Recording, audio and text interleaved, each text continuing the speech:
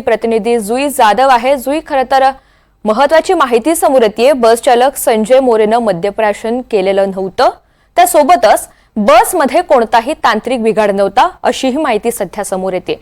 मग आता प्रश्न असा उपस्थित होतोय, नेमकी चुकी कोणाची? प्रशासनाची, बेस्ट प्रशासनाची की या चालकाची? आपण पाहतोय की काल ज्या वेळेला ही दुर्घटना घडली तेव्हा अशी माहिती समोर आली होती की त्या बसचे ब्रेक फेल झाले होते आणि ताबा जो आहे तो बसचा सुटला चालकाचा, आणि ही माहिती चालकानेच पोलिसांना दिली होती। मात्र तपास केल्यानंतर पोलिसांच्या प्राथमिकदृष्ट्या हे लक्षात आलं की बसमध्ये कुठलाही तांत्रिक बिघाड नव्हता, बसचे ब्रेक्स फेल झालेले नव्हते, बस अत्यंत सुरळीत, त्याची व्यवस्था जी होती ती अत्यंत सुरळीत होती, त्यामुळे वाहन चालक खोटं बोलला पोलिसांसोबत। दुसरी महत्त्वाची गोष्ट म्हणजे संशय आला होता सगळ्यांना की कदाचित बस चालकांनी मद्यप्राशन केलं असेल, मात्र मेडिकल टेस्ट नंतर असं समोर आलं की बस चालकांनी मद्यप्राशन केलं नव्हतं। मग आता नेमकी चूक झाली कुठे?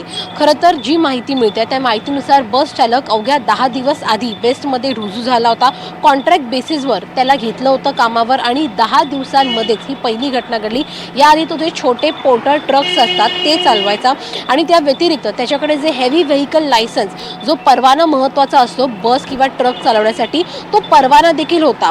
मात्र इतक्या छोट्या गल्लीत, इतक्या वर्दळीच्या ठिकाणी त्याने प्रथमच बस चालवल्याने वाहन चालक गोंधळला आणि त्याचा ताबा सुटला, आणि चुकून ब्रेकवर पाय दाबण्याच्या ऐवजी त्याने ॲक्सिलरेटरवर पाय दाबला, आणि म्हणून ही बस भरधाव वेगात एकदम सरळ गेली आणि जवळपास 20 ते 25 वाहनांचं नुकसान करून ती बस पुढे सगळ्यांना सरसकट घेऊन गेली।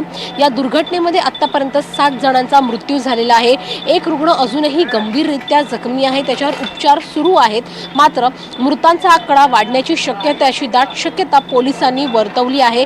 या संपूर्ण प्रकरणाची चौकशी केली जात आहे, फॉरेन्सिक टीम देखील आता आलेली आहे।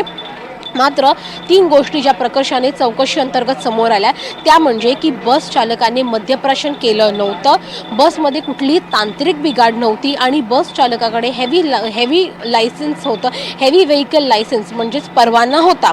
त्यामुळे आता ज्या कॉन्ट्रॅक्टरने या बस चालकाला रुजू करून घेतलं होतं त्याला कल्पना नव्हती का, हा एक प्रश्नचिन्ह उपस्थित होतो। आणि जो कॉन्ट्रॅक्टर ज्याने त्याला नेमलं त्याची देखील तपास पोलीस करणार आहे। अधिकचा तपास आता पोलीस आणि फॉरेन्सिकची टीम मिळून करणार आहे। निश्चित जुई, त्यामुळे तुम्ही ज्या पद्धतीनं सांगताय त्या पद्धतीनं या घटनेला खरं तर अनेक कंगोरे आहेत, आणि तपासाअंती हे सर्व समोर येणार आहे। नेमकी त्याची नियुक्ती कुणी केली, कशी केली, हे सुद्धा समोर येणं गरजेचं आहे। धन्यवाद सविस्तर माहितीसाठी।